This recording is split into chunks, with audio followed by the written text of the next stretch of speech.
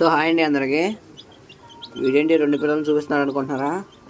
ఇవి వచ్చేసి నేను చెప్పాను కదండి ముందు చేసేసి నేను చెప్పి ఆ 2 పిల్లలు అండి ఇవి.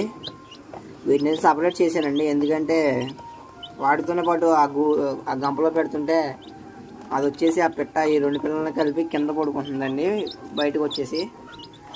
సో అందుకని పిల్లల్ని తప్పించేసానండి దాని దగ్గర నుంచి.